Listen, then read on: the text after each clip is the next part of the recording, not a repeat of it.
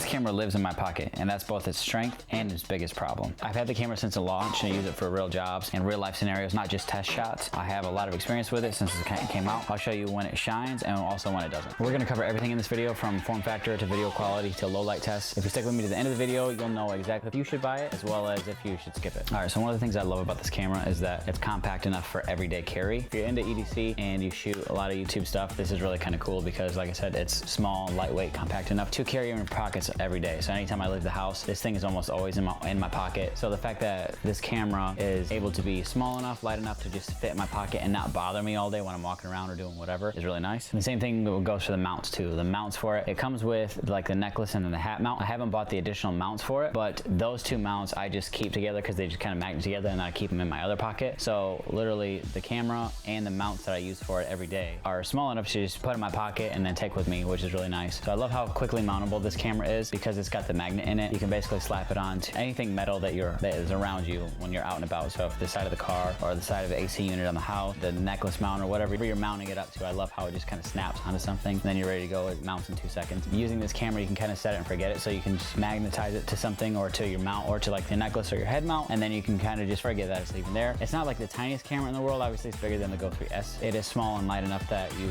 really don't realize it's there, especially if you mount it onto something externally like the knot. That's one of the reasons why I would use this camera over my phone. So that's fine myself, like, because that is a big question, like with a camera like this, why would you use this or keep this with you if you have your phone on you? Versatility of it and the form factor and all those different things and the set it, forget it type of thing. So for me, it's like I like to carry this because if I'm out doing something that I really want to capture and I don't want to have my phone out, I can just magnetize it to my chest or on my head or on the side of the car to capture what I'm trying to capture. I don't always want to pull my phone out to capture every little thing all the time. This is nice because I can just put it on me, hit record, and get a bunch of different clips. You can set it to where it's like segmented clips, so it'll record like every 10 seconds for every minute, or you can change it so like for every minute it'll record 10-second clip then stop. You can set that for like the whole day if you wanted to. It's just, it lends more to setting the camera and then forgetting about it. Some reasons why I love this camera and actually keep using it over something like my phone or any other little compact action camera. I love the size of it, the form factor. So even in the pod, it is like dangerously small. I mean, it's the size of like a regular GoPro in the pod, and then obviously when you take it out, it's this tiny little thing that's waterproof and everything. Is insane. It's pretty crazy. The overall size of it is one reason why I keep using it, because like I said, it fits in my pocket, so it just literally become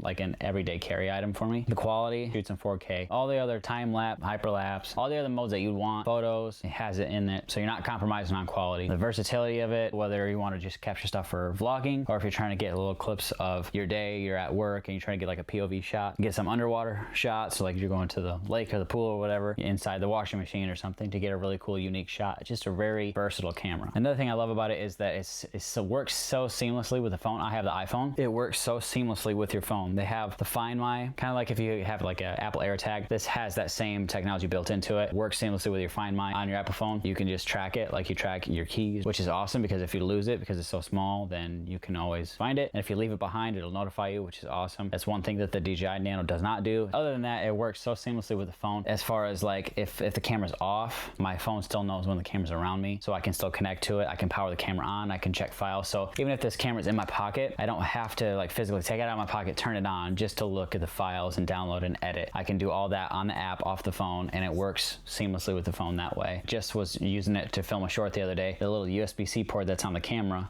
to use to charge, and I actually plugged in the transmitter from the DJI Mic Minis, and it worked for this as well, which I did not know that it would actually work like that. So I thought that was really cool. So if you do use this for any kind of shorts or TikTok, or you use it for vlogging and stuff like that, you can plug in a little microphone transmitter in there and get really nice audio, better audio than that's in here. The audio that's in here is not actually bad at all, but if you're using an external microphone that's closer to your mouth, it's always going to be better quality. So some of the things that drive me crazy about it, definitely dislike about it, it has this zoom feature where you can punch in like 2 times like a digital crop, and I had no idea why they actually have that feature. I just don't think it's usable. It's not usable for me, and it's really annoying because you'll be out filming and you accidentally bump it, and then you look at your footage and all of a sudden you'd realize that half of your footage has been punched in for like 30 minutes straight because accidentally tapped the button and you didn't mean to. The photo mode is nice. It's just having to like click that little button. It's kind of a like, I don't know, when you're trying to take a photo of something, and typically if I'm taking photos of something, it's like I'm taking like a selfie with me and the kids or something like that. I'm not like taking a photo of like the landscape with it because it's just not really the camera that I would use for that. But it's really nice to take like quick little shots of like me and the kids, or if like we're out doing something, to take a quick little photo. For the most part, taking a photo on here is not the fastest thing in the world, so I most likely would just whip out the phone and take that because it's like super fast, but it does take good photos. Just one of those things that I don't really use that much, and it's kind of a little annoying. Plus it's got like, if you want to use like the touchscreen shutter, it's just kind of awkward to hold it and then have to press it. One of those things that I don't know if it's just me or my hands, or it gets annoying. Accidentally pressing buttons is another thing that drives me crazy about this. So if I have it out and I have it like this mounted on one of the kids, I'm not like wanting to monitor the video, I'll just stick this thing in my pocket, and sometimes it'll click buttons and I don't know it, so then it'll change video modes or it'll like stop recording or stuff like that. I don't think there's a way to lock that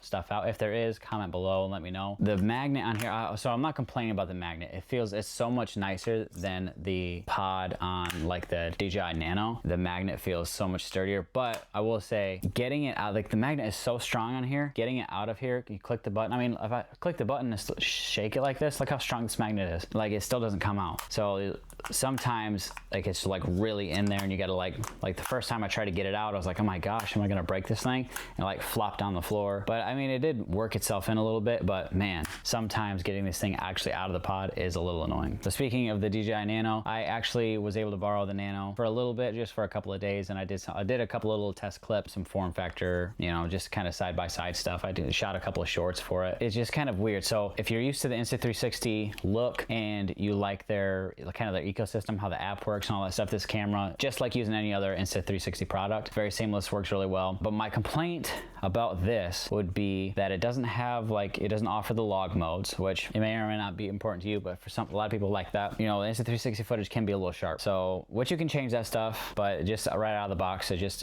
a little bit more sharp, a little bit more saturated. Whereas I found the DJI Nano's video, it looks a little bit more refined, cinematic. It's a little bit more flat, but it's also a little softer. I like that look. So all in all, it's just kind of funny because the DJI Nano, I think the video wise, quality wise, looks better. So if you were compare them side by side, a lot of people I like the Nano's look, but the form factor and ease of use of the Insta360 Go Ultra is just much better than the DJI Nano. It feels like a nicer product, more premium, more put together. The Nano is nice. It just doesn't feel quite as premium as this, and some of the functions, like how they like that little monitor screen clicks onto the bottom of the camera, just doesn't feel super nice. It almost feels like it'll break over time, whereas this is like a really satisfying, clicks in there, locks in, you don't have to worry about it coming off. It's just kind of funny. The Nano's good, looks really good as far as video. Actually using this in the form factor of this, I like much better. Should you buy this camera? Should you buy the Insta360 Go Ultra today? I think you should buy it only if a couple of things. If you're familiar with the Insta360 ecosystem, the cameras, the app, and how all their software works, the overall look and feel of their video, as far as like the end product, I think it'll be a perfect camera for you. Also, if you need a small action camera that can do basically everything, it can go underwater, it can mount to almost anything. Even if something's not magnetic, they have mounts for it that you can actually mount it up to. So if you need an action camera that is very versatile, then this will be perfect for you also. As well as if you're worried about losing the camera. So if you're really in the market for one of these small action cameras, one of these tiny little pod cameras, and you're really worried about losing it, then I would definitely spring for the Go Ultra over the DJI Nano, just for that feature of the Find My if you have an iPhone. Like if you're really worried about that, you'll never lose this if you have an iPhone and you use it. Some reasons to skip the camera, I would say if you really want a log, if you want a flat profile for your video to be able to color grade later, as well as 10-bit color, you'll get that on the DJI Nano, so I would skip this camera if you want those features. And speaking of that camera, if you're also, like if you're already in the DJI ecosystem, then it would make more sense to go for the Nano versus this camera. And if you just are not a fan of how the Insta360 video looks overall, a lot of different people have made videos on it, so not just me. So if you see other people's videos, like even the X4 videos, the footage, Insta360 footage has a certain look to it. If you just don't appreciate that look, then probably don't go for the camera either. So my personal take on the camera, obviously I bought it, definitely don't regret buying it. I'm already in the Insta360 kind of ecosystem. Definitely don't regret it. I like the look of the Insta360 videos, and I think they make really good products, so I don't regret it at all. This is not my main camera, but it definitely is a camera that I have on me more than my main camera, which is kind of interesting. It fits in my pocket all the time. This is just become like an everyday carry item, just like my pocket knife, which is kind of cool. This along with the mounts, because all of it is so small and compact. So I always keep this camera with me, and I use it quite often just to